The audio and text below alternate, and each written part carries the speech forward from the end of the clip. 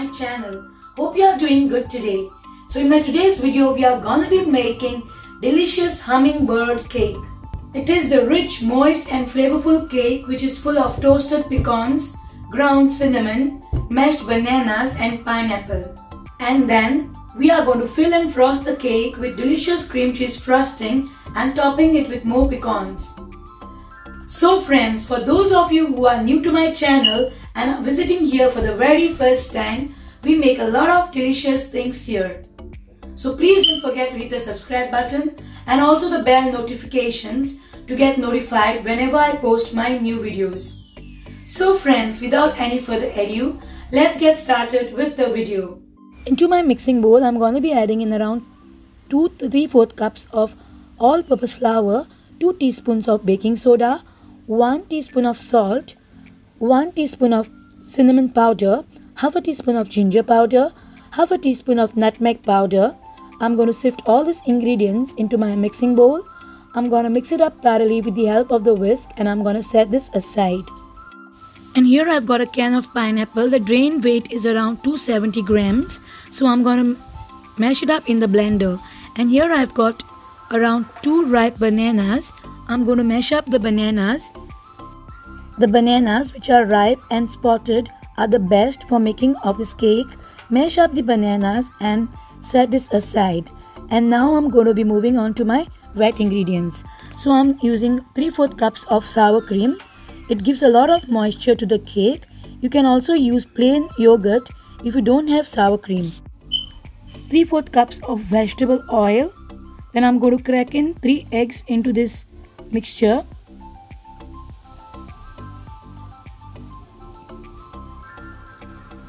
Two teaspoons of vanilla extract. Then I'm going to just whisk it up just to bit up the sour cream. And then I'm going to be adding in around 2/3 cups of white sugar, 1 cup of brown sugar. And then I'm going to mix it up till it is all thoroughly combined. And now it is time to add in the mashed bananas to this mixture. And then I'm going to be adding in the mashed pineapple which I have mashed in the blender. Just mix it up till it is thoroughly combined. And now I'm going to be adding in around a cup of toasted chopped pecans. You will get the texture and the crunch from those toasted chopped pecans. Just mix it up till it is combined with the batter. Now pour in the wet ingredients into the dry mixture and just mix it until it is just combined. Please do not over mix it or you will ruin your cake. Finally, I'm done with the mixing of the cake batter. So here I've got 2 8-inch cake pans which I've lightly greased and dusted with some flour and lined with parchment paper. So I'm going to evenly distribute this cake batter between my 2 prepared cake tins. My cakes are ready to go into the oven. I'm going to bake them in my preheated oven at 350 degrees Fahrenheit for about 35 to 40 minutes. Make sure the center is springy to the touch and the skewer inserted comes out clean. My cakes are out of the oven and while they are cooling, I'm gonna prepare my cream cheese frosting.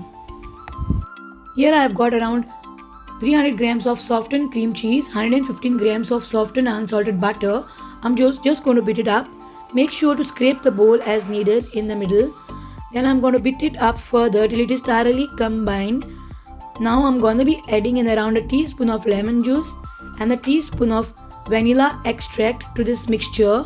And I'm going to beat it further till it is thoroughly combined and smooth. Finally, it is time to add in the powdered sugar. Here I've got around 3 cups of powdered sugar which I've sifted to get rid of any lumps. I'm going to add it in intervals in order to prevent myself from the cloud of icing sugar. Once it is combined, I'm going to add in the remaining icing sugar and beat it further. I'm going to beat this mixture till it is thoroughly combined and smooth. So finally my cream cheese frosting is ready and my cakes also have cooled by now. So finally it is time to frost the cakes. Finally we are ready to assemble a hummingbird cake. So I'm just going to put some frosting on the cake board to help my cake stay glued to the cake board. Now I'll be applying a generous amount of frosting to the first layer of the cake and spreading it evenly with the help of my palette knife, and then I will put the second cake layer with a flat side up, so it will give a perfect surface for frosting. And then I'm going to top it with a generous amount of frosting, and I will spread it evenly with the help of the palette knife. And now I'm going to frost the sides of my cake. Finally, my entire cake is covered with a cream cheese frosting, and the final step is to put some pecans on the sides. Here I've got a cup of chopped toasted pecans, which I will generously apply to the sides of the cake, rotating the cake turntable. And now finally I'm going to be putting pecans on top of the cake to make my cake look pretty.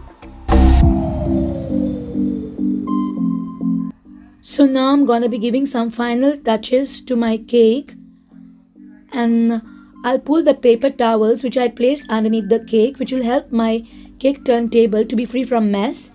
Just look at this, finally my cake is ready. I'm gonna pop this cake into the refrigerator for about an hour, which will help my frosting to firm up a bit. So finally my cake has rested into the fridge for 2 hours, and finally it is time to cut some.